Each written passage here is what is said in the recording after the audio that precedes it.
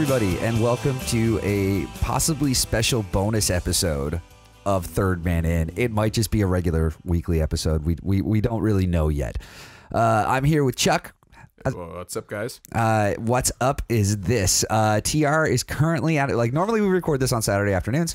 It is currently Saturday afternoon as we record this.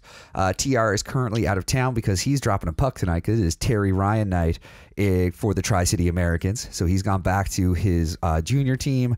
He's dropping a puck there. They got some t-shirts made. It looks like it's going to be a fun time.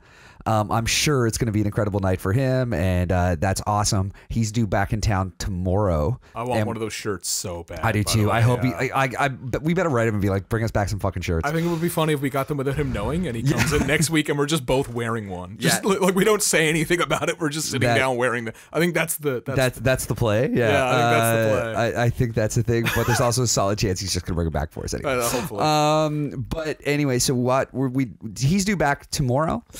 Which would be Sunday. Monday night, we are supposed to be recording with Darren Colbourne, who is just a great story. I can't wait to talk to him. But just in the absolute worst case scenario, something happens and Terry's flight's delayed, or just something comes up and we're not able to do it, where it is a little bit last minute, we decided, rather than risk not having something, me and Chuck would get together this afternoon. We would do something a little bit different than what we normally do. We don't have a guest. We're just going to do some ridiculous blind playoff predictions and just have some fun with it so that hopefully everything goes according to plan. And on Tuesday, we are going to drop our Darren Colbourne episode. But should that not happen, this will go up then. If that everything works out, we get the Darren episode in, it gets done and put together and is up and waiting for the internet on Tuesday, then we're gonna roll this out sometime during the week as just like a bonus. Hey, we did this for fun, to be safe. I thought we were going to put it in a vault like Prince. Prince recorded. Yeah, Prince recorded like 700 records, and they're like, yeah, these are going in the vault. Well, we might also just see how fucking shit goes, and that might happen too. It's job to say. If you're listening to this on Tuesday, though, me and Mike had a stressful Monday. Yeah. So maybe send us a tweet and be like, hey guys, how you doing? But if you are listening to this on Thursday, assume we're all good. Yeah, we're all good. Yeah. Listen to this on Thursday. I'm at the Duke, by the way. Yeah, and the other thing is just so much happened that we're sadly not going to talk about. Like, there was such an incredible week in the NHL where you saw kind of the best and worst of what hockey was, where you had Carey Price meeting up with that kid. Yeah. You had Sidney Crosby do that really great video where the little kid comes up to Crosby on the ice. That's so cool. How does he know his name? That's the weirdest thing of that. So like he's skating by and he's like, hi, Sidney Crosby, and Crosby's like, oh, hi, Connor, and I'm like, what? Like, he calls him. Well, yeah, because it's a thing was they had a bunch of kids together for this thing, so he probably met that kid, and also it's probably a case of like any minor hockey thing where that kid probably has a strip of tape with Connor written across the front of it on his helmet. It was just and everyone's like, oh, this is so cute, and I'm just like, does Sid know all these children, or like is this like the Big Lebowski thing? Where, like, those are the little Lebowski urban achievers or something? Like, I don't know. Does he have a program? But it was great. Either way, it was great. We saw that. We also saw the Penguins come out in another big way. A very good friend of ours was in a very bad situation. Our friend Juan was in a car accident. Thankfully, she's doing great. She's doing playing best hockey right now. Actually. I don't know. She's playing. I'm pretty sure she's playing. Because that's part of the thing is her gear got destroyed in the car accident, and the Pittsburgh Penguins stepped up and are replacing her gear for her because she's such a super fan, which is just really cool, fucking great. Which is. But I know she is out west at the Captain Cook this weekend. Wish her good luck with that. And again, like, you'll be hearing this like a week later. So by then it's all said and done. She might even have her gear from the Penguins by then. So who knows? But I hope it's like a deep cut, like, game used stick, but from one of the like unknown Penguins. Yeah. I hope they. Oh man. Oh my! Like, here's a Daryl Sador stick. No, like, there's a couple dudes that she just fucking hates on that team, and I hope they give her all their pro stuff. Man. It'd be hilarious. Well, it's funny. They had to her pinned tweet is. I'm gonna out it. She really doesn't like Jack Johnson and not the banana pancakes guy, the hockey player. It's the same guy, isn't it? Her pinned tweet is literally like throwing a pile of shade at Jack Johnson, and the Penguins, how they got in contact with her, they had to DM her, so they had to go into that profile and at least see that gloss that pinned tweet. Which is that just was the second. fantastic. The second she texted me a screen cap of the DM, I was just like, "Hey, the Penguins just had to see your pinned tweet, by the way." Which is just great. But more than anything, Dwan's a fucking trooper, and good on her for walking away from what should have been it's a scary looking. Everything, all the pictures and stuff, it's very scary. I'm very happy she's all right. I want to go off book and tell Dwan is a great person. The second person I met in St. John's that I didn't know, and I'm going to go off our cuff here and tell how I met Dwan Street. Go for it. So back when the St. John's Ice Caps came to town, I did not live in St. John's. I was in the process of moving here, and they had the ticket drive. I had tickets, and you had to physically go and put your a towel on the seats if you wanted. And I didn't live here, so I couldn't do that. Luckily enough for me, the staff at Mile 1 were great, and they actually picked out seats for me first in the family zone where you couldn't drink beer. Oh, that's not good. Yeah, no, and I panicked and was like, no, you got to move them. So they moved them for me, but like I can only imagine it was literally panic on the phone. But she had offered on Twitter, and I was a complete stranger. She offered on Twitter to do that for me. Yeah. I was taken care of, but after the first preseason game, we all decided to get together and go for a drink.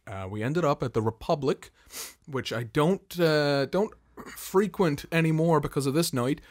She spilled not one, but two complete full beer in the lap of my pants. So she got up from a table and spilled one, and it's going down my leg in the nature that it looks like I got drunk and pissed myself. Yeah. And that was I'm literally anchored to my chair the entire night. I can't stand up. I can't. So her friends are like, okay, we're going to the bar. Do you want a beer? I'm like, yeah, it's still not dry. I think I went into the bathroom and hoped they had an air dryer, and they didn't. So it looked like I had pissed myself. And then just as it started to dry, she spills another one. And I wasn't living downtown at the time, so I had to get a cab home.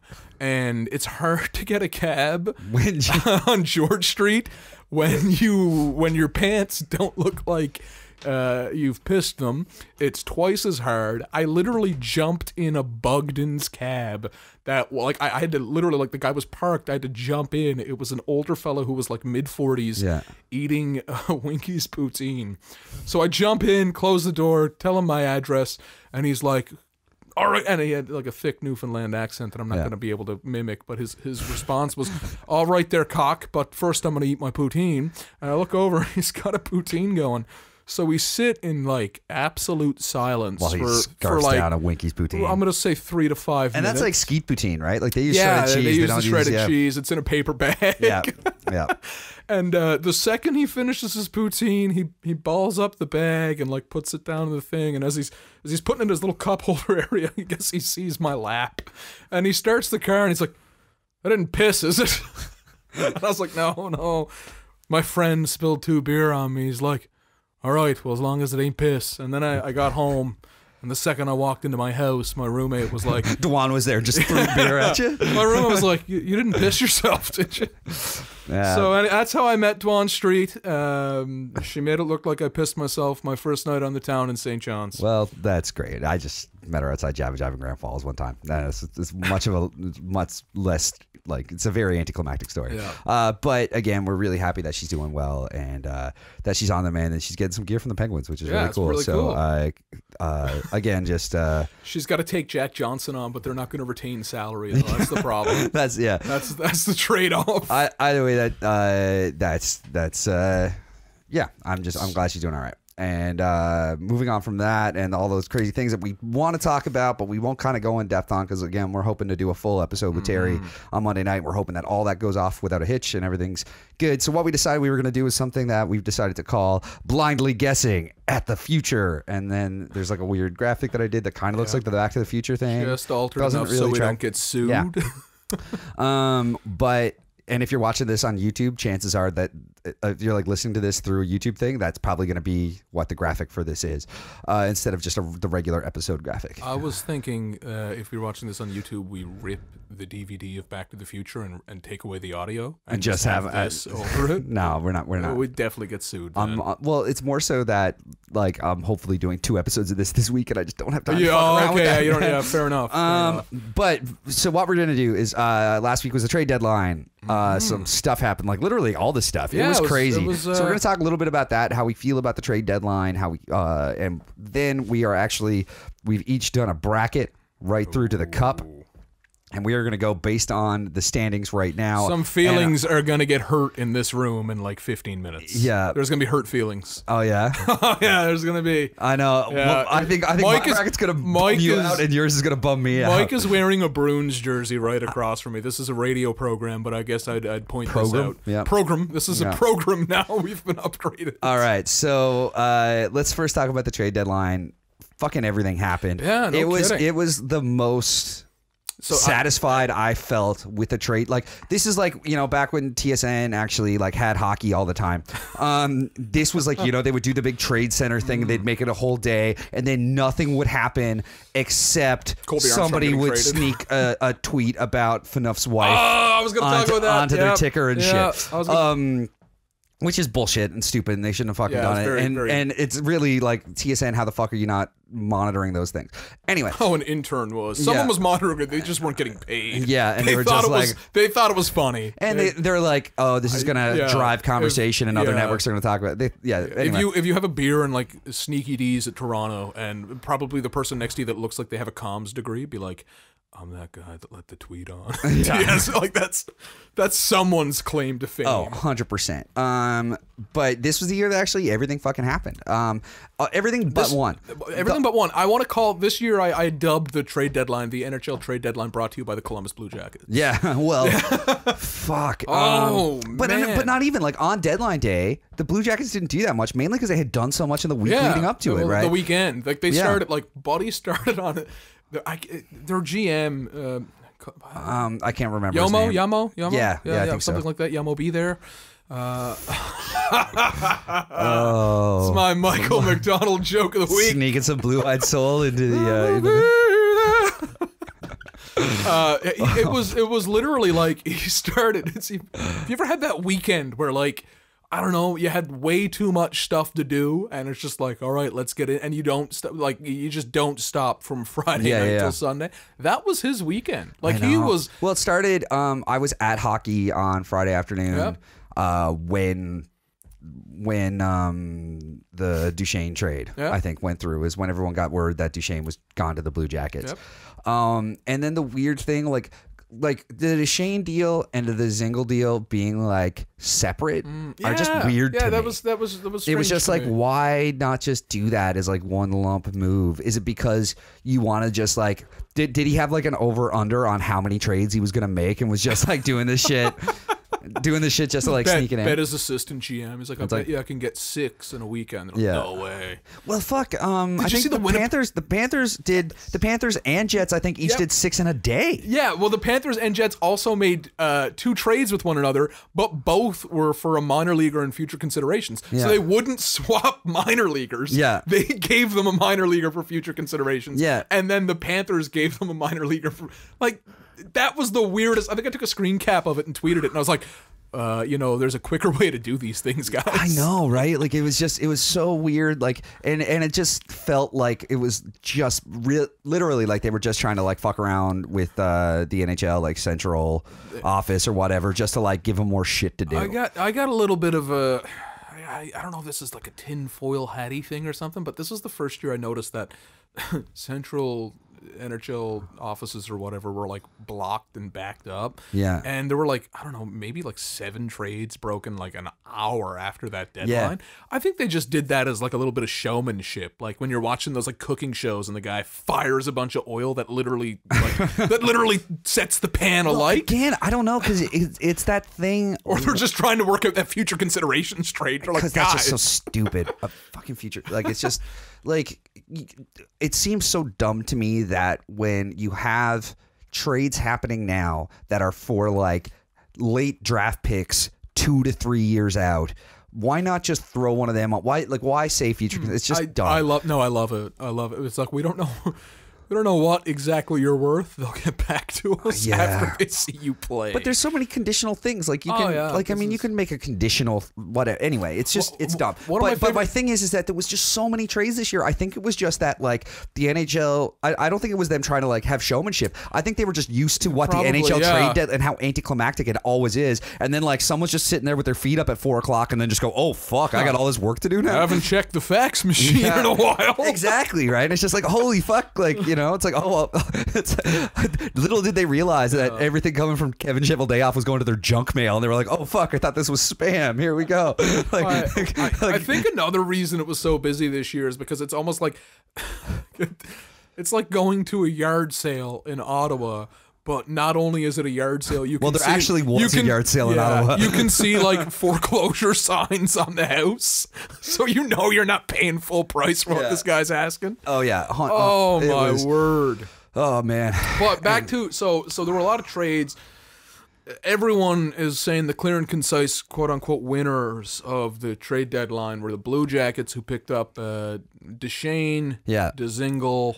Did they pick up Dzingel? Yeah, they did. Duchesne, Dzingel, and McQuaid, wasn't it?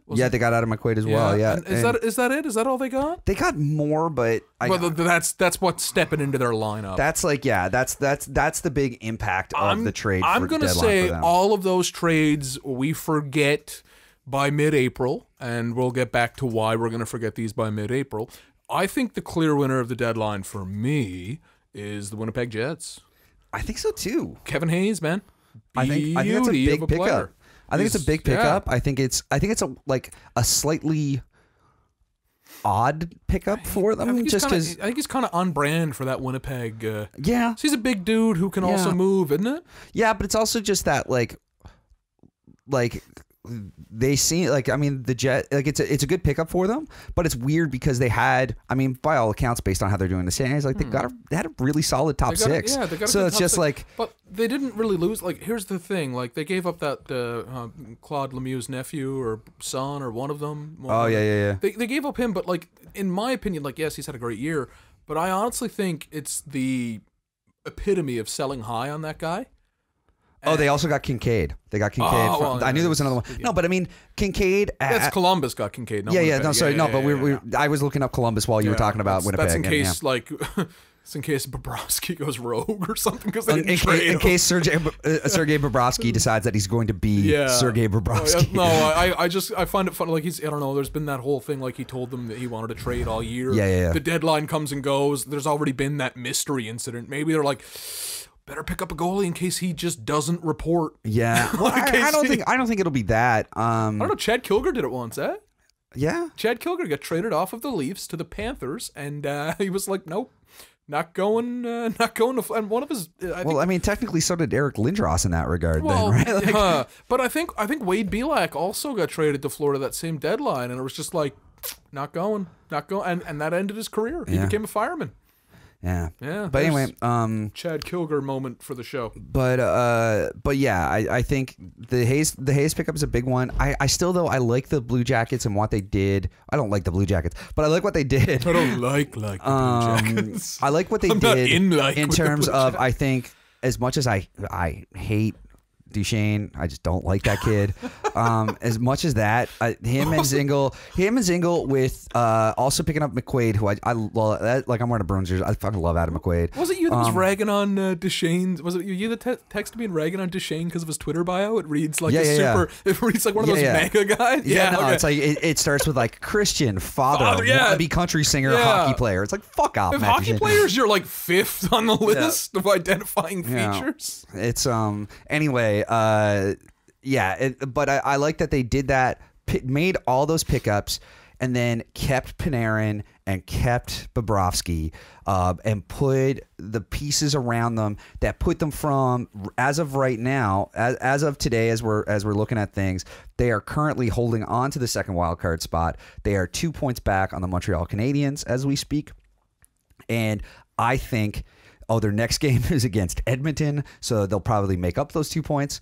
But I think that it is. I think it's an interesting thing for them. I think they've put together kind of what they need, the pieces that they need. I think it's going to get them into the playoffs. I think it's going to do it. We're going to go into our brackets now? Are we done with the trade deadline? I think so. I think that's, I mean, the only one that I got to talk about is Matt Zuccarello. Zook gets traded off the Rangers. I was talking to a buddy of mine who's a Rangers fan last night, and we were talking about it. It was just like, Zook was a Ranger for so long. Lundqvist had that really like emotional media scrum where he couldn't get through talking about how important Zuccarello was to him and what a great teammate he was and all those things.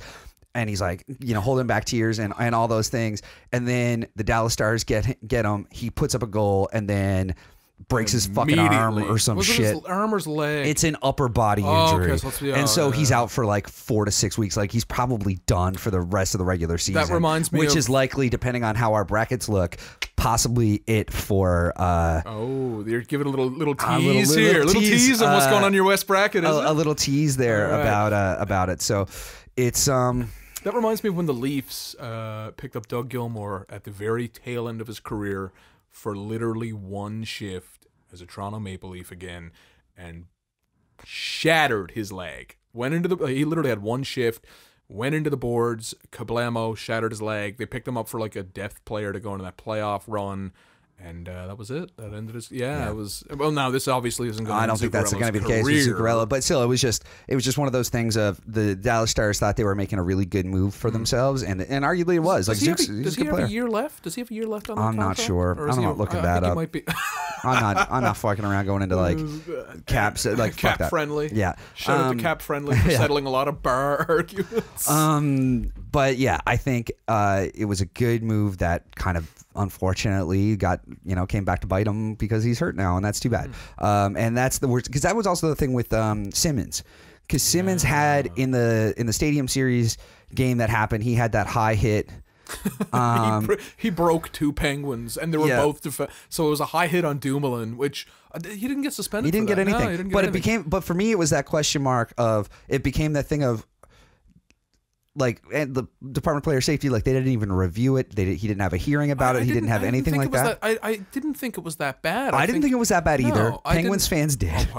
Find me like there's Penguins fans did, but it was also, to me, I thought it was interesting just because he was one of the big pieces that was being flagged at the trade deadline. And so it was, if that hit was any higher, if it was any more than what it was, and he gets anywhere from 2 to 6 games, how does that affect his value at the trade deadline? Doesn't. Right? I'm going to throw a flag on the field. The George Laraque sweepstakes of 2000 and I want to say 8, maybe 2008. Okay. It might have been earlier. It might have been 2006. But it was definitely 06, 07. Yeah. The George Laraque sweepstake, he left Phoenix, the artist formerly known as the Phoenix Coyotes, to go to the Penguins mid-suspension. I believe he was suspended.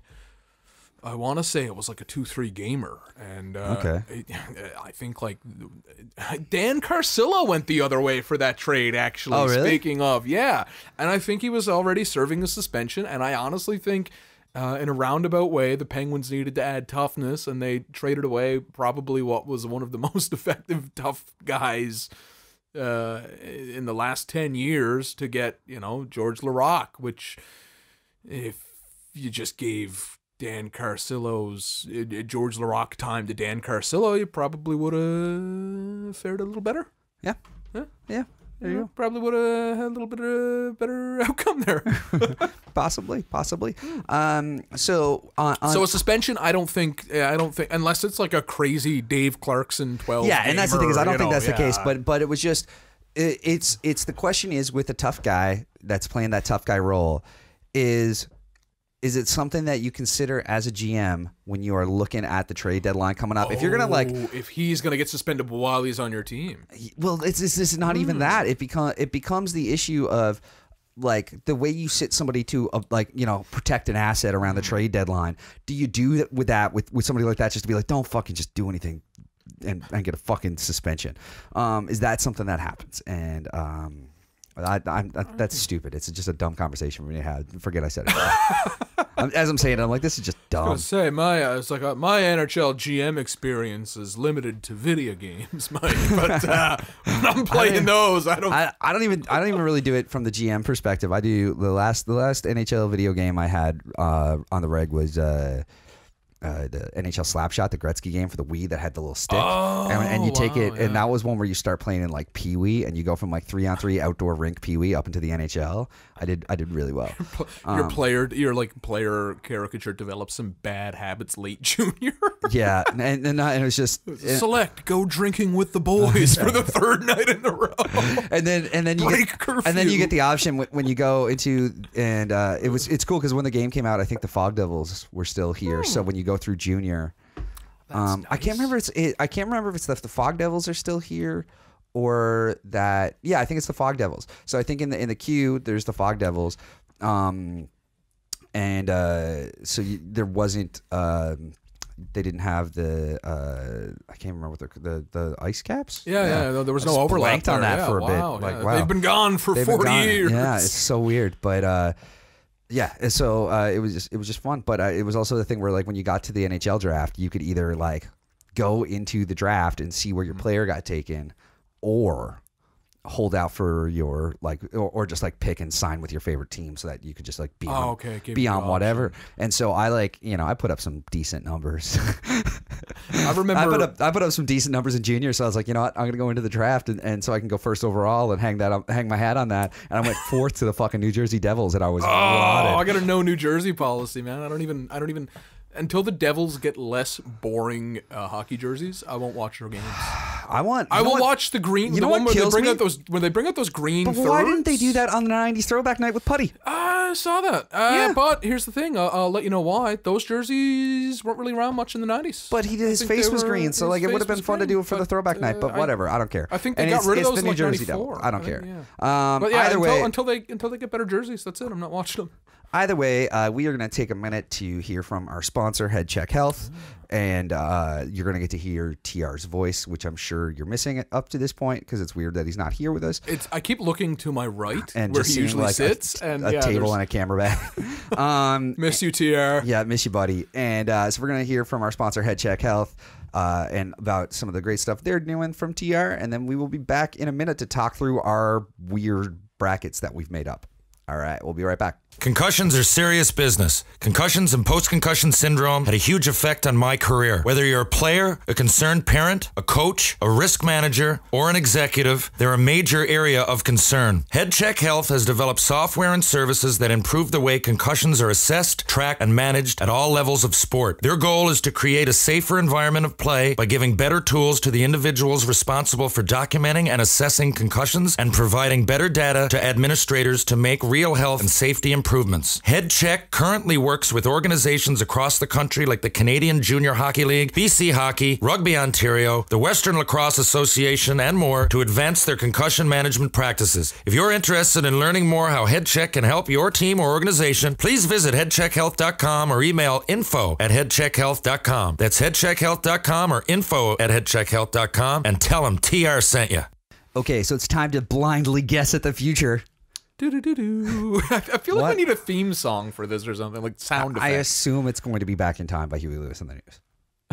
Can we afford Huey Lewis? I don't know if I can. I don't even know if I'm allowed to say that without paying. So there's a knock on the door now. They want their cut. It's just a C&D. It's literally like Huey's delivering it himself. I don't know. I could put a call in. I know a guy who knows a guy. You know a guy who knows a guy who knows Huey Lewis in the News? Well, I know a guy who knows Huey Lewis. Wow, there's no middleman here. It's like my 6 degrees of Kevin Bacon is I know Matt Wells, who used to be in Bucket Truck and was in Crown and Anchor that I worked with. He was starred in and produced the movie, and I've just known him through some stuff over time. And Matt knows Huey Lewis. It's a first name basis with Huey Lewis. Yeah, like they're buds, like they're friends. Yeah, that's. And so I'll put a call into Matt and be like, hey man, any chance? Any chance you can get me the okay to use Power of Love on my weird podcast episode? Power of Love. And suit. All right. It is time It is time to blindly guess at the future. We've talked about what happened with the trade deadline, how we think teams have been impacted, have the big movers made it into your bracket, and how far do they go? So it is time now to blindly guess at the future. Should we start with the East or the West? Man, let's get the West out of the way, because I'll tell you, I'm gonna tell you this, and you can throw whatever shade you want at me. You can at me. I'll give everyone permission to at me.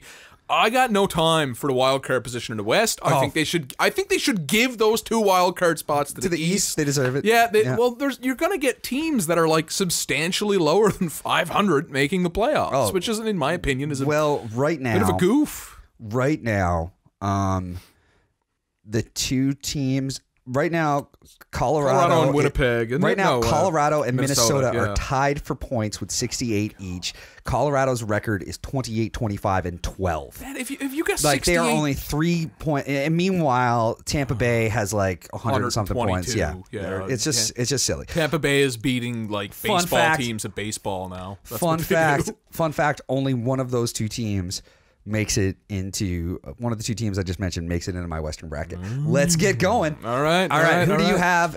Let's start. Who's winning? Who's winning the West? Who's number one? Who's the number 1 seed in the West? Who's the number 1 seed in the West? Yeah.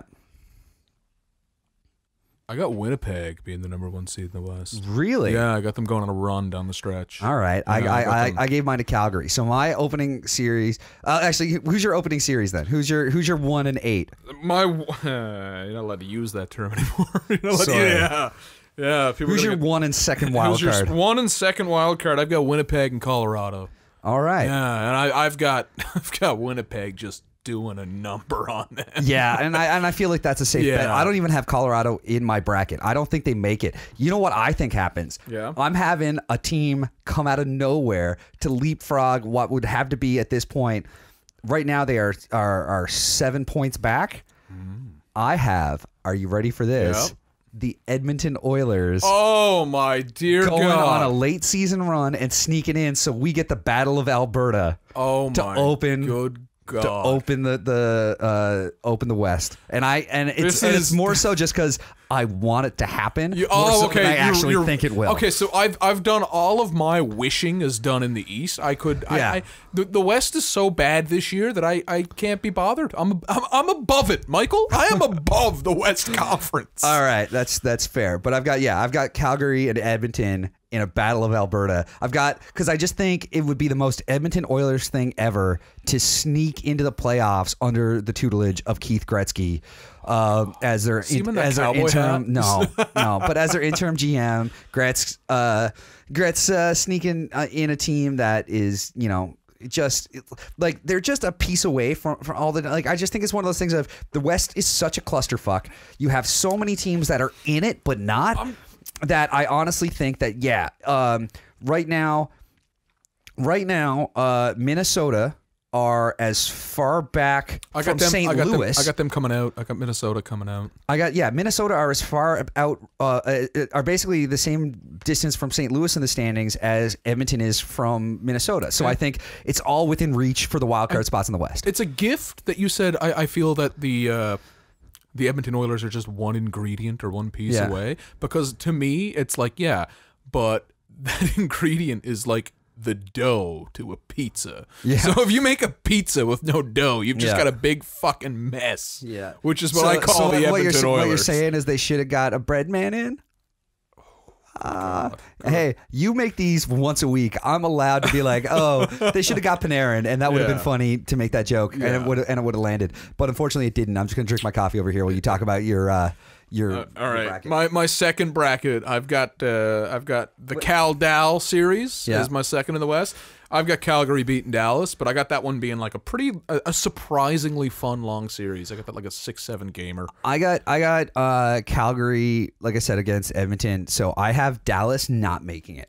Oh wow! I have Dallas slipping out. So my number Minnesota falls the rank and Dallas gets to that. So I've got the win-min. We both have rhyming ones. Win-min. So I've got Winnipeg, Minnesota.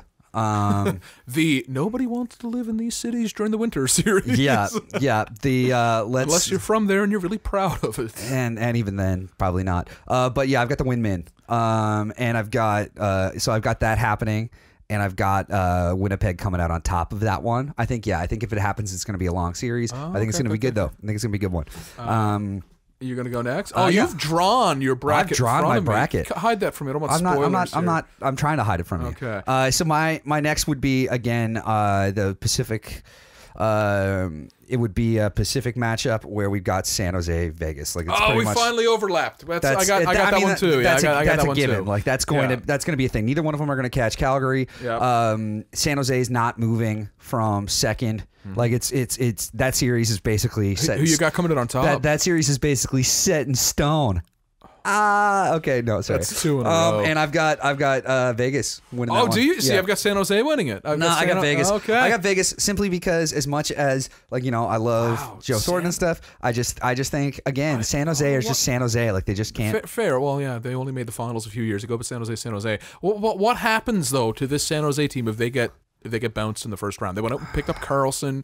They've got arguably one of the best defense cores we've seen in fucking like the history of the modern NHL. What do they do? Do they even like at that point if they get bounced in the first round, do they trade the rights to Erik Karlsson at the draft? Do they blow it up? Do they I don't know. What I mean? It's just such a job to say because they do have some guys that have been around for so long. I love job say. Job say. But yeah, like it's tricky because I mean they've done everything that they should do, and that just leads me to think that Vegas is going to upset them because Vegas is somehow Vegas. I think Vegas is they're not going to do what they did last year. They're not going to make it to the fucking finals. We'll get to the team that's going to do that. I've got my new Vegas pick here in the. Oh yeah. Okay. Yeah. I think I know who that might be. Oh, do you? Is it Seattle? But yeah, so I've got Vegas coming out on top of that one just because again I think it's San Jose's gonna San Jose on it. I've got San Jose beating them just because like Marc-Andre Fleury, I love him to bits. He's a little bit older, a little bit slower, a little bit, you know what I mean. But that's it's gonna be it's not gonna be a but given. That's the thing is I feel like Fleury can steal it for Vegas where like Martin Jones isn't gonna do that for San Jose. All that Jones needs is like he needs a theme song. He needs like the rights to Aqua's Dr. Jones. So that puts in your bracket. That means Calgary versus San Jose in the second round. Yeah, we didn't touch my last matchup here. No, we didn't. I'm just getting that one out of the way. So now your last one would be the Central. Yeah, Central 2-3 series. Yeah, I've got Nashville and St. Louis squaring. Oh my gosh, do you? Because I do too. Okay, I just have because I mean that's who's there right now. They're 5 points apart right now. The only thing I have changing is I put St. Louis in the number 2 spot. Oh, you flip them. So I flip where they are right now, but I think that's kind of a lock. Is that's going to be a series? Yeah, so that's like the Boston Toronto of except that one's not going to change in standings. And so for that one, then I have my second round in the West is Calgary versus Vegas, Winnipeg versus St. Louis. Oh wow, you got the Blues beating. I got Nashville. the Blues beating Nashville. This man is. I'm calling the cops. Yeah, I got the Blues beating Nashville. I just think that the Blues team right now with they got Binnington just playing fucking lights out and he's playing great. I think of Johan Hedberg. Remember and that? I just think it's one of those things where this is his 1 year. Like he's gonna ride them through to wait for it. Spoiler alert: the second round of the playoffs. But I think it's gonna be. That thing of he's going to get them through the first round and then, the first round against Nashville. And I think it's going to bang up the Blues. That's a hard series to get out of the first round. Yeah. I love how you're like, he's going to ride them through 4 wins. Yeah. And that's it. Well, no, like they might get one or two against Winnipeg, but in my opinion, I've got that matchup is like when you play Mike Tyson's Punch-Out and you get to Mike Tyson at the end. Yeah. That's what I've got. Everyone really goes off on this playoff format. They love to complain about it. Because it's stupid. No, it's not. Mostly, I actually find mostly Leafs fans complain about it because they're like, what's your reward for a good season, Boston? And I'm like, It's the NHL. Over 50% of the teams make the playoffs. There shouldn't be a fucking reward. No, but the other thing, I feel you get the best possible matchups in the first round. but that's my problem with it, is that I don't want them in the first round. My problem with it is good hockey. No, but my problem with it is the first round. Like, you know, I would much rather see that Boston Toronto series, or I'd much rather see that happen later. Like, I would love to be in a world where we could have, like, you know, a Boston Montreal or Boston Toronto conference final, and it just doesn't exist now, because it's going to be no later than the second fucking round. That is true. And that's my problem with it. We still get those organic matchups, but we just loot, like, you know, it's just the league trying to force those rivalries, where it's just, you know. Well, the NBC was the league trying to force rivalries with Rivalry Night. Remember that? Oh, that was so fucking dumb. That was anyway, bad. so that's me. I got Calgary, Vegas, Winnipeg, St. Louis in the second round. I've got a rematch of Winnipeg, Nashville, and then Calgary and San Jose. I've got San Jose beating Calgary, and are we going to do or are we going to jump to the East before? No. We're going to get to the conference final, and then we won't say who we have in the cup until the end. Okay. So out of the West showdowns, I've got Winnipeg, Nashville rematch, in which I've got Winnipeg coming out on top. Okay. And then I've got Calgary and San Jose, which I've got San Jose coming out on top. All right, so that puts you as a San Jose Winnipeg conference final. Yeah. All right, I have Calgary beating Vegas. I keep going to say Vancouver because of the V. I just see it there and it just jumps to that. But I've got Winnipeg. So I actually have an all Canadian Western Conference final. You got Calgary going deep, eh? I got Calgary Who's playing net for him? What's that? Who's playing net for him? Are you going to be the e-bug that steals it all? I think so. I think that's the plan. But yeah, so I have Calgary going against Winnipeg as my conference final. Is Mike Smith their starter still? No, because they don't have a starter, right? Like, that's the problem. Yeah, is that this is gonna... it's the thing of, like, work out well. It's like it's a terrible analogy to make, but it's kind of like, who was the lead singer of the Beatles? Oh, wow. You know, it's like, was it Lennon or was it McCartney? No, it was like both of them, but neither of them. And that's a horrible, and it's the only time the Calgary goaltending battery tandem is going to get compared. I don't like that analogy, because you just made George Harrison the third stringer there, and he had the best voice. Yeah, but George Harrison is no, let's face it, Ringo's the e-bug. Ringo doesn't own skates. Yeah. No, George Harrison. No, that's the thing, is George Harrison is in this scenario. Harrison's the guy that they pick up at the trade deadline. He's Keith Kincaid swinging in to cover Sergei Bobrovsky's ass. I'll say anyway, this: post Beatles, Harrison has the best record. Oh, 100%. Yeah. Okay. We all agree. Right. And so leaving the Beatles theater. With that, now. we've got Calgary and Winnipeg for me, and you've got San Jose, Winnipeg for you. Yeah, I've got San Jose. Who are you taking? No, let's wait. Let's wait. Let's talk about the East. Yeah. Who do you have winning? I can't imagine who you might have being first overall in the Eastern Conference. Oh, I'm going off book here, and actually, the league bossed the Tampa Bay Lightning with a giant performance enhancing. No, I've got Tampa Bay. And much to the heartbreak of trade deadline enthusiasts and fans of Columbus, Ohio, I've got them missing for the Penguins, because the Penguins have Evgeny Malkin, the Penguins have Sidney Crosby, and they always find a way to get that second wild card. So I've got Tampa versus Pittsburgh. Okay. And then the second wild card round out, I've got, as much as I would like to see the New York Islanders hold on to that position, I've got Washington passing them. Yeah. I've got Washington passing them to face Montreal. Then I've got the New York Islanders still making it. And okay, 1 second. So you've got Tampa Bay and Pittsburgh. Yeah. Okay. Yeah. And then you've got Washington and the second wild card. Second wild card to be Montreal. First wild card would be Montreal. Yeah, first wild card to be Montreal. All right. Okay. And then I've got duking it out in that Metro division. Yeah. I've got the Islanders and I got the H-Canes climbing. Okay. Yeah. See, I've cheated a little bit here, Mike, and I've looked at people's schedules. Like okay.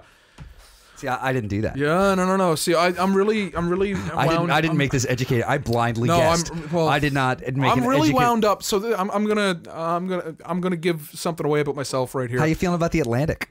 We'll get to it. I'm really wound up. I really, and I might put my size 10 Blundstone in my mouth here, but I really want the Montreal Canadiens to make the playoffs. They have without a doubt, the hardest schedule coming out of this last stretch. They've got harder than Pittsburgh. They've got harder than the H-Canes. They've got harder than Columbus. For some reason, I feel Carey Price is playing like Carey Price.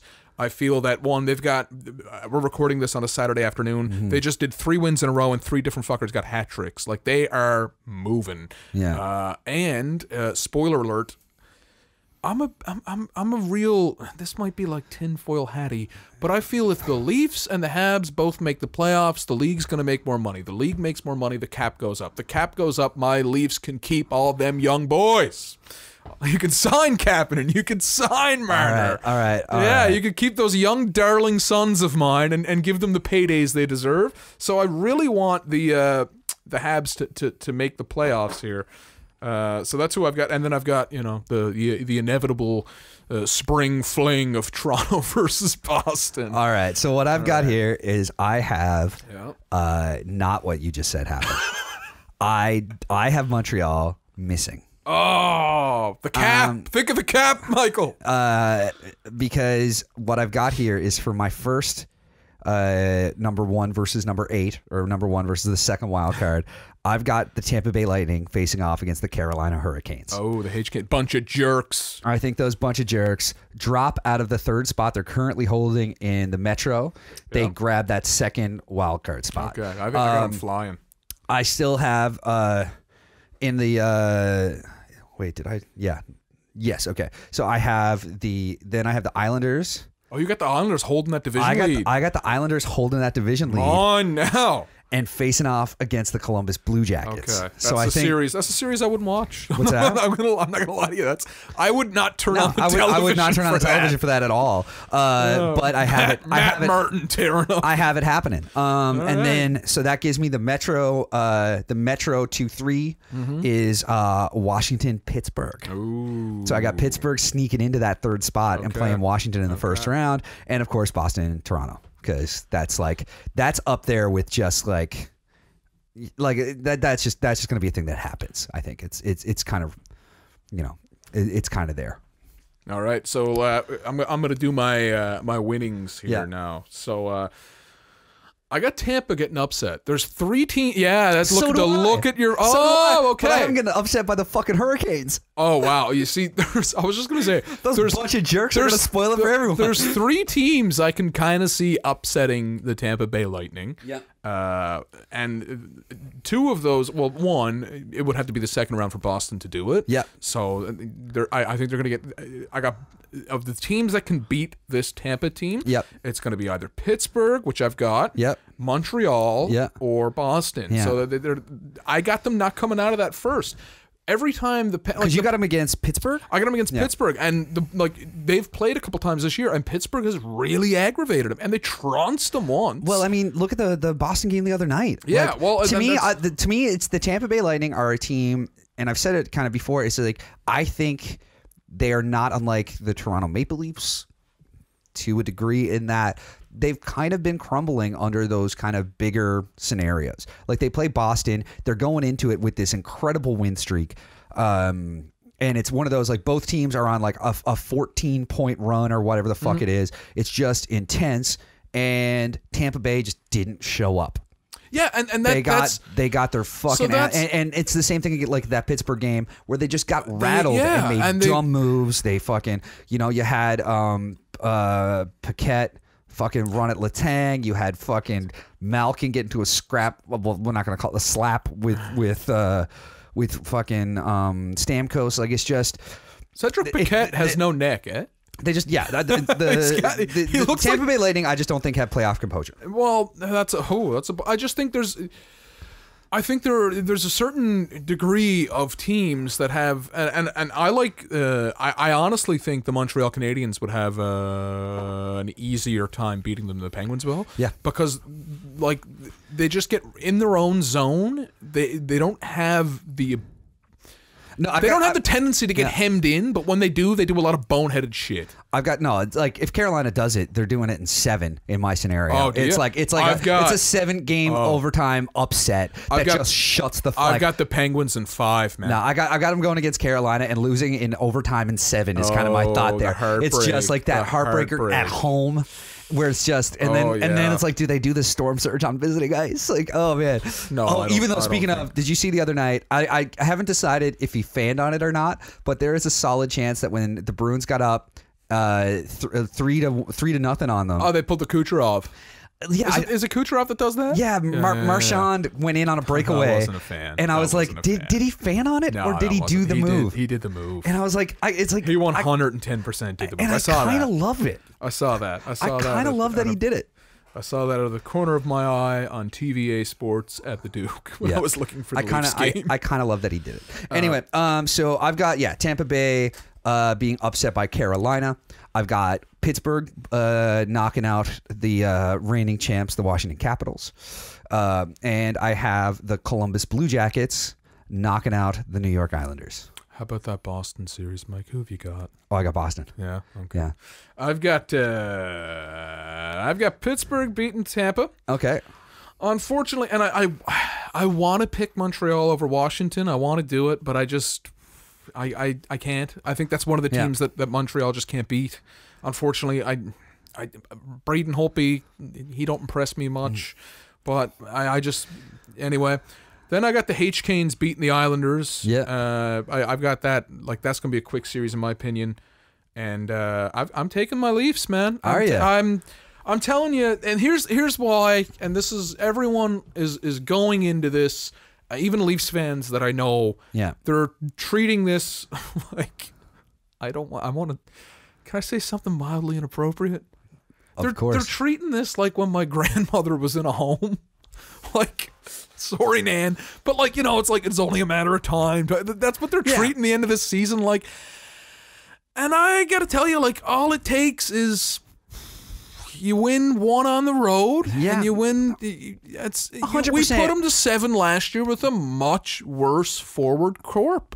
Yeah, but also, like, again, this is a Leafs fan saying the Leafs and the Bruins fan saying the Bruins. Yeah, exactly. Oh, what a shock. Yeah, but there's a lot of Leafs fans acting like this is a fucking funeral. And that's the thing. But my thing is, I just look at this Islanders game the other night, and I look at the history of the Maple Leafs not showing up when they have to. Fair. And so the argument that I have with myself about this series, because it's an inevitable thing, and you know what?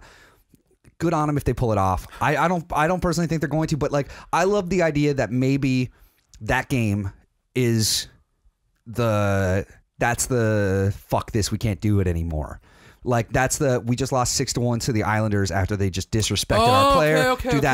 That might be that might be the one that sparks them and makes, well, hopefully not spark, hopefully it's Anderson. But I wish there was a drum set here because I'd do that. Yeah, there is in the other room. And yeah, there's like, if there's a spark in that series, you're in fucking trouble. Yeah. But it's a thing of like, I hope it's kind of that point where they're just like, this just happened to fucking Tavares. We went out, they were getting on with all that stuff, and we just made it worse, and it just embarrassed them. And I think if how they come back from that for the rest of this season, I think is going to be a definitive, like, turning point for this Leafs team. Fair. I think that game and how they respond now to other teams and just generally big pressure situations, and if they can carry the pressure and perform when they need to, that's what's gonna do it. And personally, I'm just, again, because I'm wearing a Bruins jersey, I'm just like, no, they're not gonna do it. Well, fair. I mean, it's a long way to go. We're in March now, so a lot's gotta. So like, there's only 17 games left. I know, most of these guys. And I always say the first round's the hardest to make it out. Yeah. The first round, in my opinion, is the hardest to make it out of. We're faced with Boston. anything could happen. This could be a fast series for either team, in my opinion. This could be like a 5-gamer for either one. This could be a war in 7. Like, but you know what? You know what? Yeah. If they didn't have this stupid fucking playoff format that I hate, that you like, you know who they'd have in the first round? As of right now, playoffs started today. Who they'd have in the first round? They would have the Islanders. No. Oh. They would have the Montreal Canadiens. Oh, you see, that's the cash cow. That's what the cap needs. Yeah. That's what the cap needs. That's what the cap needs. And so it'll be Tampa, Pittsburgh, Boston, Columbus, Toronto, no, sorry. What the fuck? No, I missed something. Pittsburgh's out. Yeah. So Tampa, Columbus, Boston, Carolina, Toronto, Montreal, Washington, New York. That's if it was started today in the old format. So there's a bunch of what ifs there. But anyway, nope, I'm not. So. I'm saying I hope for Leafs fans' sake. That's awful sweet of you, Michael. Yeah, no, I'm being very altruistic here.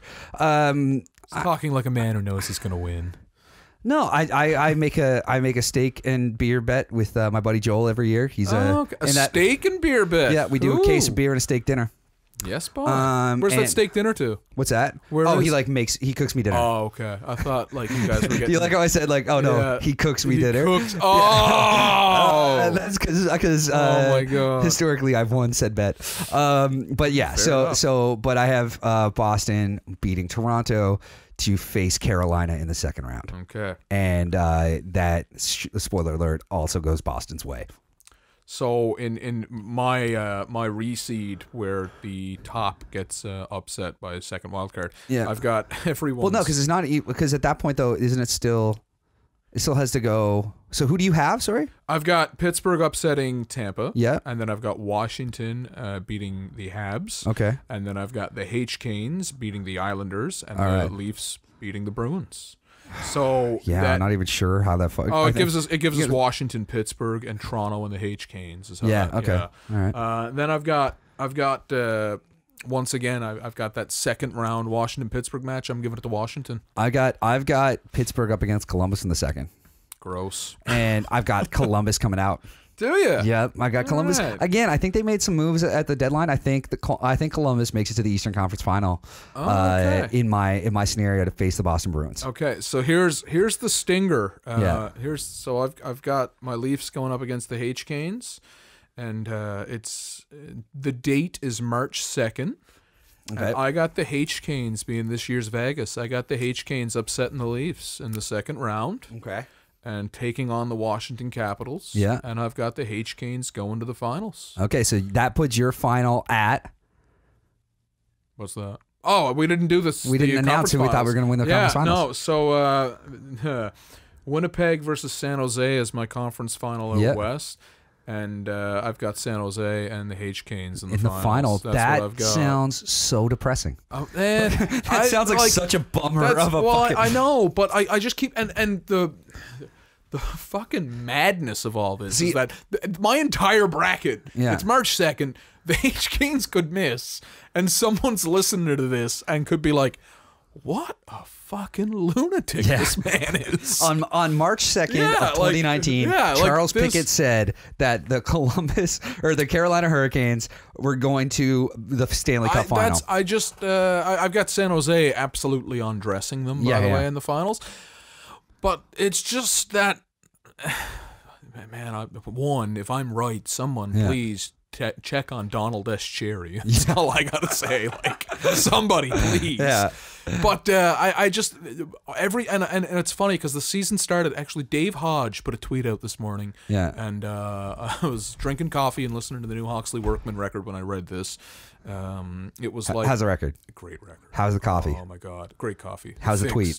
How was the tweet? Yeah. The tweet was so it was like at the start of the season I could not find an excuse to turn on the Carolina Hurricanes. Yeah. And now, as the season winds down, it's like I won't miss them or something. I'm paraphrasing. Yeah, but that's Dave Hodge. There's a chance he's also doing that just to piss off Don Cherry. It's also like Dave Hodge just being like, no, fuck you. I remember making fun of my roommate when he was watching the Canes games early in the season. And I was like, literally, pick any team besides the Devils here and put that game on.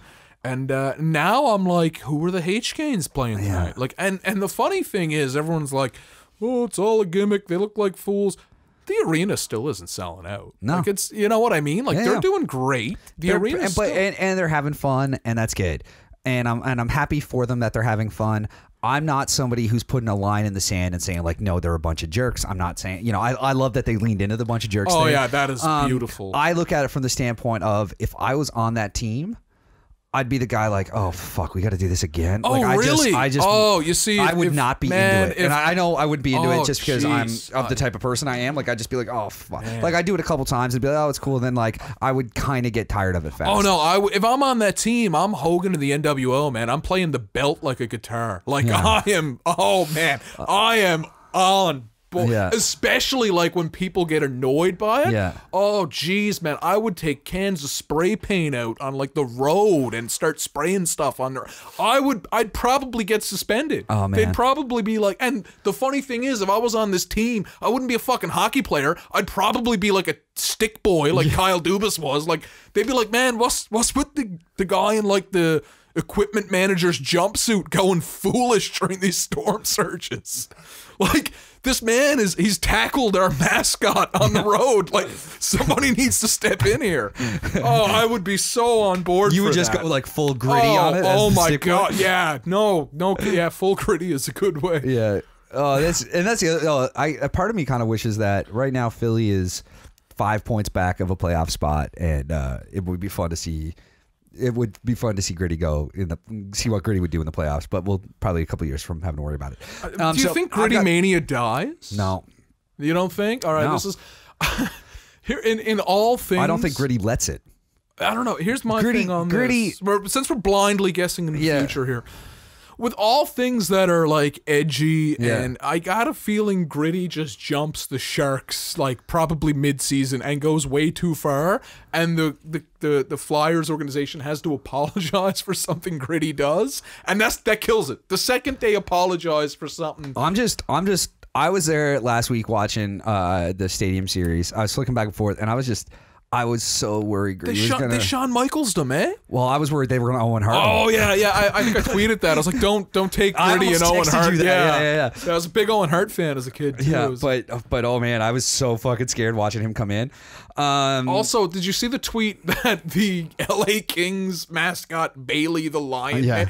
Oh, that was Gritty and okay. I didn't. I know Gritty has like a feud with all of the mascots. Everyone. Fantastic. Everyone hates Gritty. So Gritty went streaking, which was hilarious, and people chased after him. But Gritty went streaking, and he was on the field. He was on like ice front. Yeah, so, and he broke away from them, and everything. Yeah, was so great. It was a one. It's on YouTube. If you haven't seen it, see it. I think we tweeted it out. He has a fuchsia belly button for some reason. No, that was still the harness. That was still from the harness that they had him hooked on at the beginning of the fucking night. That was the harness like buckle that they like unhooked him from. Okay. That was hanging out. That's why he has that weird looking belly button. Okay, it was because it was a connect point for the harness. I think it's funnier if he has a fuchsia belly button. But anyhow, the LA Kings, the actual LA Kings mascot, at the NHL complaining at every other Stadium Series mascots weren't allowed anywhere near the field or the end zone. How come Gritty is? And holy fuck, the replies to that tweet were the funniest thing in the world. Just every fan of the NHL tearing apart this cartoon lion. They were like, leave Gritty. It's like not hard to tell someone's jealous of Gritty, and like they got real cold. Like there was a lot of cussing on a mascot. Dude, I missed this completely. Where was I? It was a good thread. It was a lot of gifs of the Kermit the Frog drinking tea, which is also fantastic. Yeah. So for me, I had over in the West. Getting back to our over in the West, I had Calgary versus Winnipeg, which is kind of like a cold series in the middle of May. It's a cold series in the middle of May, but it's also like a can't lose series, really, because I'd be happy with either of those coming out. I do have Winnipeg winning. I have Boston versus Columbus. Guess who I'm picking in that Jesus. one? It's hard. Like it's that thing of like the Bruins are really good. Like they've got that fourth line depth. Like it's really hard for me to like. I'm not trying to be that. Are they good? Like GOOD, Michael, or are they Mike Babcock good? Good. GUD. Good. I think they're good. Good. But I look at like that fourth line and just how they I love how you're making this bracket. It's laid in front of me now. Yeah. He's making this bracket wearing a Bruins jersey. Yeah, and I have. I don't want to be that guy, but yeah, no, 100%. So I have Winnipeg, Boston in the final. I gotta say, I think in that scenario, I actually would give it to Winnipeg. Really? I think I would. I think I could only wear my Bruins jersey and do this with a straight face for so long, and so I kind of. But here's the thing. I was gonna say I couldn't even be mad about that. If the Winnipeg Jets beat the Boston Bruins in the Stanley Cup final, that means Atlanta Thrashers kind of technically won a cup. Yeah, no, that'd be fun. Yeah, but I mean, the Atlanta Flames are the other option. Like we have Atlanta versus Atlanta in my Western Conference bracket. Oh yeah, so you do. You know, so I have. I think I put Winnipeg over Boston. Oh my God. And it's one of those, like, I couldn't even be mad about it. Like, I'd be okay either way with that series. I obviously want the Bruins to win, so but he's got like on his this is off book here because on his little his scribbler next to me I see BOS written twice, so I thought you were gonna be like Winnipeg versus Boston, and I got me being like drunk and sunburned all summer long when the Bruins won the cup or something. Oh yeah, no, I think I that's possible. But if they did, like it's gonna be, you know. But I've got a Winnipeg Boston final, and that's my call, and I think Winnipeg is going to win it. So what me and Charles have discussed before, because you've got, who do you got? You got San Jose versus Carolina. San Jose steamrolling them. Oh my goodness, yes. I got like the Sharks just in 5. It's funny because like I don't know. Something about the H-Canes is just telling me they're going to be that team that goes on a run out of nowhere. Just out of spite. And like, I don't know. I've just been watching a lot of them this year, and if they meet the Leafs, I know it's going to be like, deep down, I know how good they are, and every Leafs fans on Twitter are probably going to be like, oh, we're going to like licking their chops at this situation. And the last time the Leafs played the Hurricanes is very similar. The Hurricanes kind of came out of nowhere. It was was that the year they won the cup? That was no. They lost in the finals to the Detroit Red Wings. Oh, okay, yeah. And 2002, I think 2002, something like that. Yeah. And I got this I got this feeling, and it's you know, it's kind of like some Old Testament shit, being like, that's what you get for enjoying the Hurricanes all year. All right. Yeah, and all of my Leafs friends who, you know, love the storm surge are gonna learn to hate it fast. Oh yeah, well that was like hell hath no fury once you're on the losing end of that. Well, it's like how I'm a huge Fratelli fan. They're like my favorite band, I had a hard time listening to Chelsea Dagger for a couple of years there. Yeah, until I saw them live in Glasgow, and they did it in a room. There's like 300 people. It was just fucking incredible. It was so cool. Anyway, Glasgow is in Scotland or New Glasgow? Oh, okay, like OG in Scotland, Glasgow. Their hometown. That's pretty cool. I saw them do an album release at King Tut's Wawa Hut when Eyes Wide Tongue Tied came out, and that's a lot of words right there. There was so much body heat in the building that the fire alarm went off, and we were in the front row. We actually got put out through backstage to the and while we were waiting for the fire department to clear the street. Clear the building, like 300 Fratelli's fans are on the side of the road in Scotland on a Friday night in August, chanting and singing Chelsea Dagger, and then we went inside and they played it, and it was fucking incredible. Like all I could picture, and that's the only way I've been able to like win that song back over from when Chicago beat Boston in the final. Literally, they broke up, didn't they? No. They broke up? Oh, okay. No. Okay, never mind. No, they did for a bit. They like went on a hiatus and then they came back, but they just put a new record a couple months ago. It's pretty good. Yes, but yeah.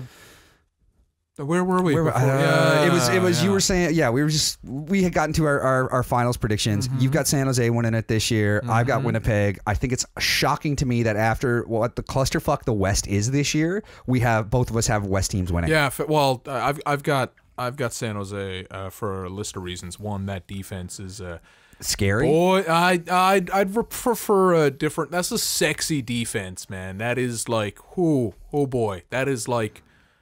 Yeah, and like I'm a Leafs fan, so our defense is kind of not that sexy. Jake Wilson's beer is almost as good as Burnsy's, though. Well, yeah, I don't mean physically appealing like that. These are all, Erik Karlsson's a very handsome man, I'll tell you that. Morgan Riley, he looks like he should be a cop in any Boston cop movie. Go back and watch The Departed and picture literally any of the extra cops as Morgan Riley. It's worth it, man. But yeah, I've got and a big part of the reason I got this is because Joe Thornton kind of I'd love to see Joe win one. Oh my God! As long as it's not against my Leafs, I think I would. There's a list. I've got like I don't know how to like a top list of people I want to see lift that cup as long as they stay out of my way. Yeah. And on that list, on the very top is one. As long as he stays out of my way, Joe Thornton. Yeah. As long as he stays out of my way, Carey Price. Yeah. I tell you, that stick. So that video where he gives the child a stick. Oh yeah. That's my to date. That's my second favorite Carey Price video. Yes, I'm outing myself. I've got favorite Carey Price viral moments. The Olympics, the Sochi Olympics, when they just fucking won a gold medal. And it's like they might have been off the ice for 30 seconds, and he just takes his medal off and gives it to his dad. Oh, jeez, that was what a human. I as a Bruins fan, I know as a Leafs fan, it's that hard thing where I'm just like, I cannot wait. I'm just like counting the days and just so anxious for Montreal to go full Montreal and just run Carey Price out of town for no reason. So that he can go to literally any other team and I can actively cheer for him. I honestly, the scary thing about Price is I don't think he's ever going to get run out of town as much as like the guy, he's got an injury history and it's pretty, and like. No, I'm just, no, hear me out. He, I guess everything's a reboot though, so they're due. Yeah. I mean, that's it. I remember the year that Boston won the cup in September, I guess, of 2010. Mm-hmm. So it's the year Boston goes on to win the Stanley Cup. Mm-hmm. They were playing a game against. You can remember that, eh? What's that like?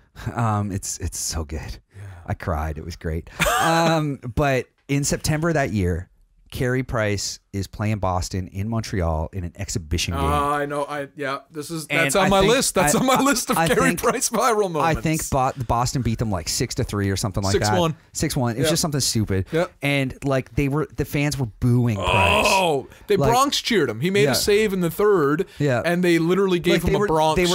They were trying to full on Patty Wham. Yep. And in an exhibition game in September against the Bruins, who would be the eventual Stanley, like that team would eventually win the Stanley Cup that year.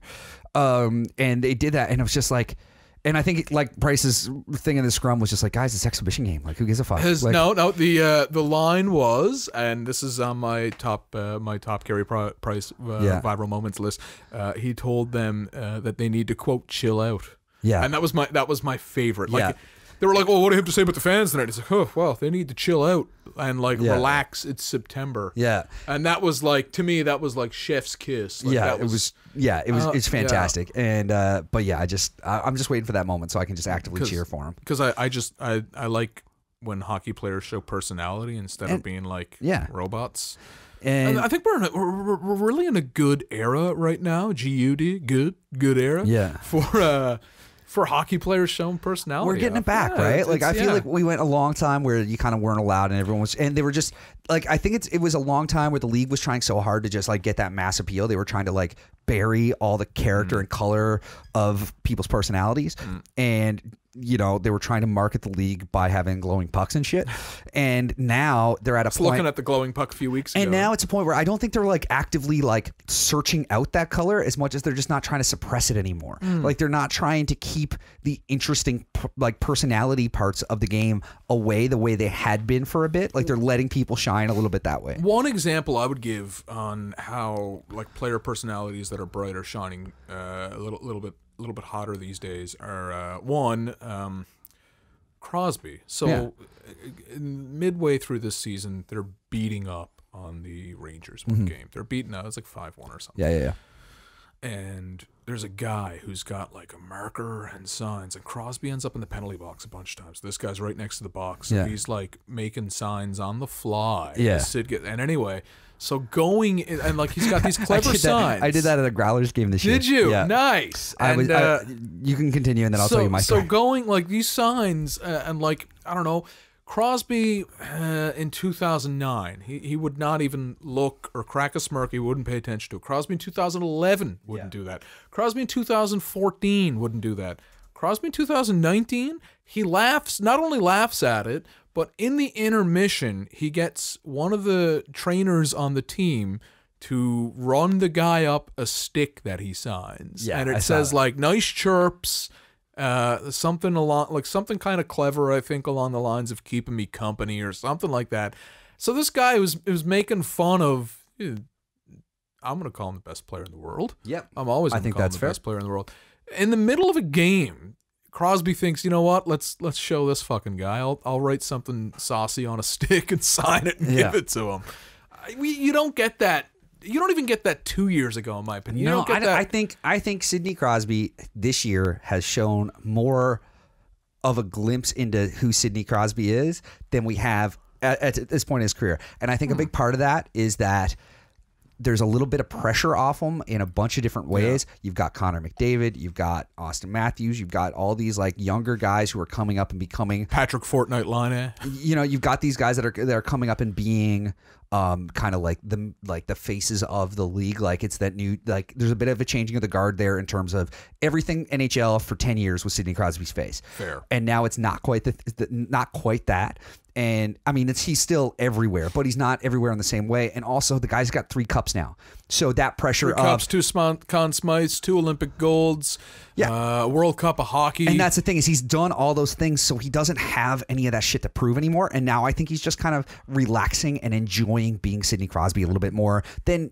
And not to say that he wasn't enjoying it up to that point. I think it's just like he's just able to kind of, you know, just relax and shake it out and just have some fucking fun with it. Coming out of a shell type of thing. Yeah, I think it's finally happening where he's getting to just sit back and enjoy being Sidney Crosby I think, without all the pressure to do all the things that he's already done and accomplished. So I can remember as a kid, like we didn't, like growing up, we didn't have fun NHLers. And when someone in the NHL tried to be funny or fun, they were written off as like I remember Jaromir Jagr trying to be funny. Yeah. And geez, they thought he was absolutely insane. Yeah, I mean, he put a framed photo of himself in his booth in Washington, I think, and like the media were like, this man is certifiable. Like he's got a.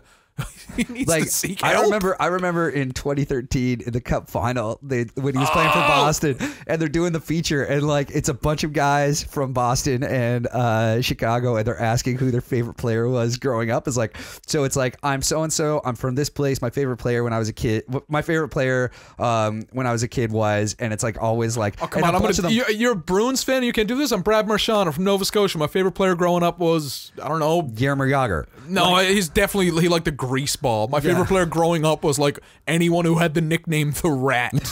But it's that. It's that sort of thing. And Jaromir Jagr's was like, I'm Jaromir Jagr. I'm from wherever Czech Republic. My favorite player was Jaromir Jagr. He had that duster too, man. When he was in the playoff, like Jagr was on like their 4th line. But like Sagan was he was skating like a rough day in boat. And he had that. Like I don't even know what to call that. It was like a Murdoch's Mysteries mustache. Like, well, no. I mean, he just. I think at this he just had like a hefty 5 o'clock shadow because there's a screen grab of it somewhere. It's great. But yeah, I just fucking loved it. And but yeah, it was just. But yeah, I think that era is kind of gone to some degree. Where like I said, I don't think they're trying to suppress personality the same way that they were. Because that was the thing is for a long time, hockey was that colorful sport that way. You had all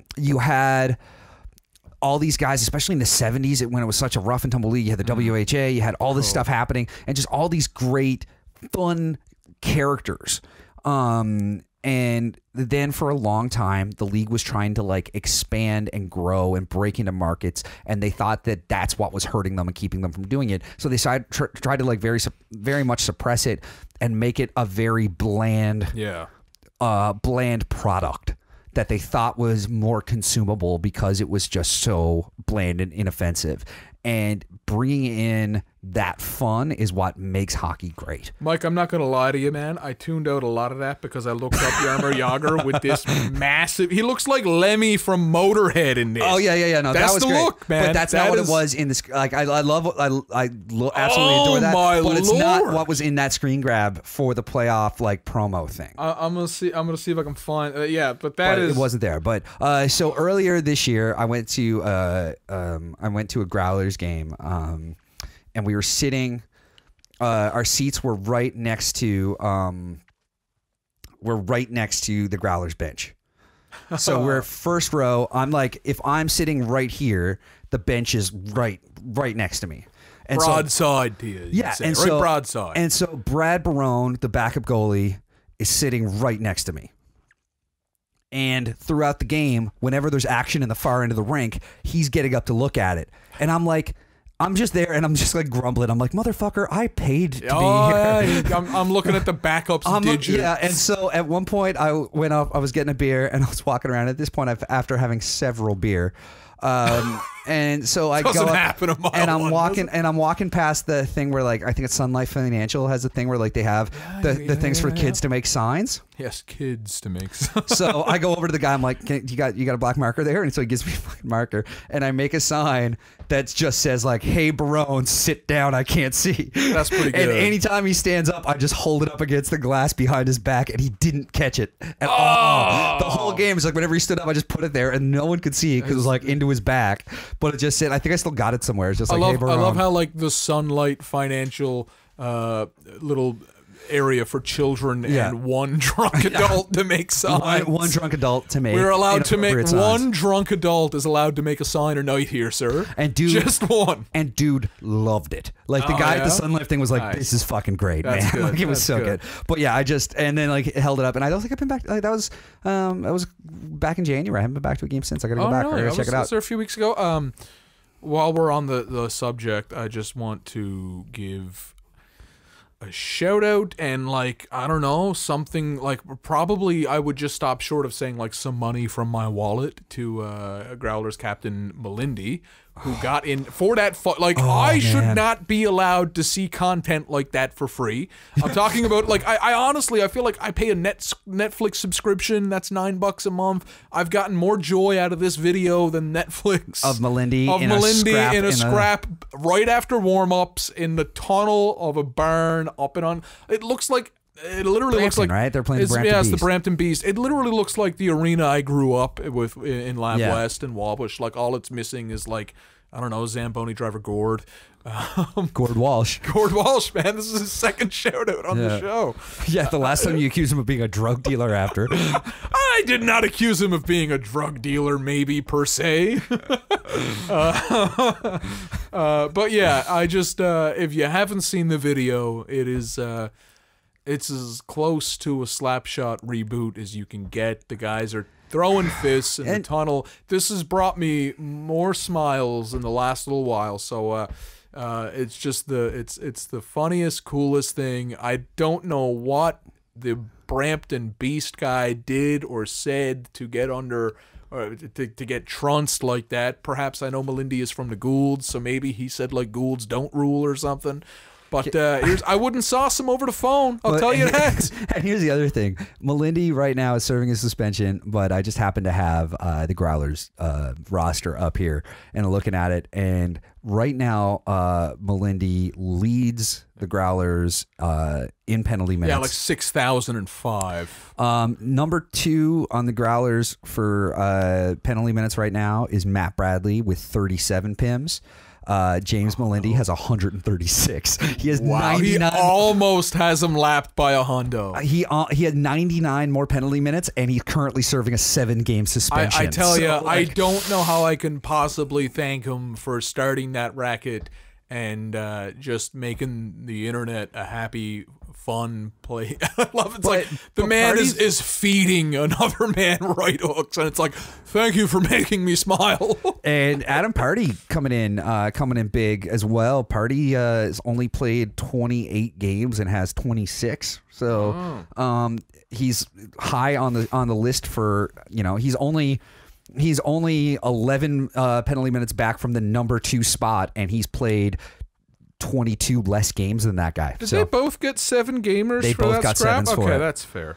They both got 7 for it. I think 7's a bit steep. I think give them 5. Dude, they fought on, like, in the tunnel. But it's not like one guy ragdolled another guy. No, it's 2 guys fighting off the ice. You got, like, Like, come on, man. And the other thing is like, and I said tunnel, but it's not even a tunnel. It was like it was like wide open dome corner. Like everyone could see it. It's not like it happened down underneath. Like if that was in mile 1 and it happened down in like it would have happened in the tunnel underneath. No one would have known it happened. It happened in the wide open. Have we had a coach's corner since then, or was that early this week? That was this week, I think. I think it was like it happened like Monday probably, or Sunday night. I can't or remember something. what night it happened, but I think I don't think we've had a coach's corner since. I honestly feel so. A few weeks ago, Don went off on having the benches on opposite sides. Yeah. So this stuff, and I think this might be something he brings up. But anyway, I'm in the same breath. I'm like, staged fighting is bad. The game has to evolve. But then someone fights someone on the way to the room, and I'm like, just slap the yes button. Yeah. Like, if there's Well, it's weird though, because like where I grew up, the benches at the Joe Byrne Memorial Stadium. I love how you know the name of the arena. Well, it's arena in Grand Falls. It's the Joe Byrne Memorial Stadium. I don't know the name of the Wabash Arena besides the Wabash Arena. No, it's the Joe Byrne Memorial Stadium. It definitely has a name. The Joe Byrne Memorial Stadium at the Joe. The Joe? At the Joe, the benches are on opposite sides. And so growing up, and we went to the Joan Shield, which was like this huge thing that I'm sure we'll talk about lots at some point. But it was this huge tournament. It was like a 7-game series between the Catholic school and the Protestant school. And the benches on either side, but the benches were on opposite sides of the ice, right? I think so the Catholic mid-80s and 90s Newfoundland could be a huge tournament against the Protestants and the Catholics. But so it was a 7-game series. It happened for 60 odd years. It was fucking great, and it divided the town in a worse than the fucking highway. It was, and so St. Mike's, which was the school I went to, was a Catholic school. It was on one side of the arena. GFA, which was the Protestant, like non-denominational school, was on the opposite side, and that was it. When you walked in, one side was blue and white, one was red and blue. It was divided down the middle. It was like, I remember there was girls in our school in like the last year, like when we got to grade 8, and they were dating some guys from Windsor Collegiate, which like fed into GFA, and we like, when they sat over there during the Jones Shield, like we almost didn't talk to them. It was just like, you're crossing lines here. I didn't talk to girls in high school for a different reason. but yeah, so it was this divided thing, and then so it was really weird to me when I would go to other rinks and the benches would be on the same side and it wasn't divided. Like it wasn't like you'd go somewhere, you're like, oh well, like where do you sit then to show what team you're supporting? And it was just like, well, when you're traveling for then like it took me a while to like think of like, okay, well, it's an NHL city or whatever, so obviously they're all the home team fans, really. But like it was such a weird thing but the idea of the benches on the same side is just like, it's just something that's strange to me as it's strange to me as somebody who grew up in that kind of rink. We had benches on the same side. We didn't have anything as one, back to the Catholics versus the Protestants. Did they ever have like the priests drop the puck? No, I don't think so. Okay. I don't know. Maybe. The priests were like, brothers were the coaches of St. Mike's for a long time and stuff too, right? Anyway, we had a similar situation that wasn't as religiously charged. We had the politically charged. We were 20 minutes from the Fairmont, which is I could go on about Fairmont, but I won't. We were 20 minutes from the Quebec border, so we'd have the Fairmont kids come down. And they just wouldn't be hockey games. Yeah. There'd just be like, it'd be like, oh yeah, it's the kids from the next province, and like it would always just erupt. So there was a couple of times where like I wasn't a hockey player. I was the score clock kid in high school. Of course I was. Yeah, no. So like there'd be a couple times where like they'd try to go over the little score clock booth to get at one another on the bet. Oh yeah, but I one time one time I got into a fight in Pee Wee. Oh yeah, you take the gloves off though? No. Okay, yeah, we had full cages. Okay, yeah, I'm not like, it was also my only 2 penalties in minor hockey were both fighting majors. And neither one of them I took my gloves off for, but this one I fought it like it was just guy threatened me a couple times, being like I kept banging into him because I was just fucking terrible, and he's like, if you fucking hit me again, I'm gonna fucking kill you. And so I banged into him in a scrum in front of the net. And he realized, he turned around to see who like, I was just rushing the net to try to get the rebound, came up and didn't really cross check him, but like kind of banged into, like kind of caught myself on him, and he turned around and saw it was me and just like went to like hold back, and I just with my gloves on just grabbed him by the jersey and just like threw 3 into his cage, threw 3 into his cage and like dropped him, and he fell back, And then we get to the penalty box, and his fucking dad was the scorekeeper. Oh, wow. Because it's like Pee Wee Housley. That's pretty funny, actually. And his dad spends like the entire 5 minutes we're in. I don't even think they gave us fives. I think it might have been like 2 for roughing or some shit like that. But like the whole time we're in the penalty box, his dad is just like giving him shit. Leaving me alone, but I'm like super awkward and uncomfortable. Yeah, I'd be weirded out there. But it was like his dad was giving him shit, being like, he was just banging into you. I saw you kept like going after him. And all that. I was like, oh man, like this is just shit. This is awkward. What a weird ride home. It was, that would have been. Oh fuck, it was weird. But yeah, it was. But you were talking. I interrupted your story. Oh, I was just talking about the. It was just it was. Politically charged Anglophones versus the Francophones every couple of months in Lab West, and yeah, that I think have been fun. I think I can remember. Well, I don't know. I don't want to say the guys' names in case I get them wrong, but I think I went to high school with 2 fellas who actually got. They were on the AAA team. There was a ruckus, and I can almost kind of maybe remember that they both took off their helmets and their gloves, and they fought, which was like a stiff suspension for minor hockey. Oh yeah. I think they both got sat for like probably a couple of weeks. But I think it was like one of these. I can't remember. I'm gonna have to message some people after this to see if I got it right. But I think it was just like the rare time that it was just like, okay, we're going to do this and we're going to fucking do this. And they took their helmets off because it's full cages. Yeah. And then their gloves, and like it was a row. But other than that, yeah, we didn't have the the Catholics versus the nuns. No, the Catholics was...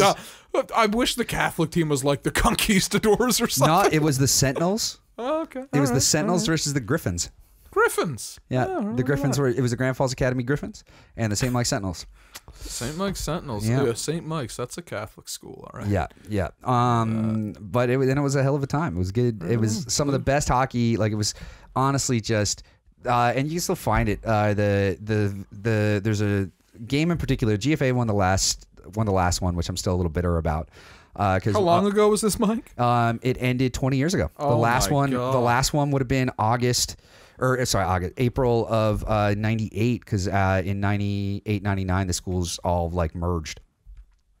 But the last one was when I was in grade 8, 97, 98 year. GFA won that, but in the 97, St. Mike's came back. In game 6, they were down by 5 goals. Wow. And one guy, Tootie Curran, scored 6 goals to come back and win it in overtime. Do you send him Christmas cards? I should. I still should. And shout out to Tootie and Metro Property Management, who follow us on Twitter and all that stuff. Because is that him? Yeah, that's him. I see. He follows me on one of the. Yeah, and I that's see him like, wow, he scored 6 goals to come back from a 5-goal deficit and win it in overtime. Property management company. Liking some of my tweets. That guy's on that game, I should say, is on like YouTube. I watch it like once every now and then. It's so fucking good. Anyway, on that, we should probably just go. It's been an hour and a half of a filler, probably never be heard episode. So thanks guys so much. Hopefully you've heard the episode with Darren Colbourne already this week. If not, and it's there to listen to, please check it out. You can also follow at 3MI Podcast, which again, if you're listening to this, you probably do. You can follow me at Hickey, Mike. Chuck is at Smokes Indoors. Terry is at Terry Ryan 20 or at Terry Ryan 2020, depending on what platform you're trying to follow them on. And of course, make sure to give us a rate and review and all those things on all the good stuff. Whatever your various things are. I'm sorry, all the Leafs fans out there. I'm very sorry. I get the H Canes upsetting us. Don't hate me, and if it happens, don't blame me. I'm just a guy. Just the messenger. Just a guy. All right, guys. Thanks so much, and we will talk at you about hockey next week.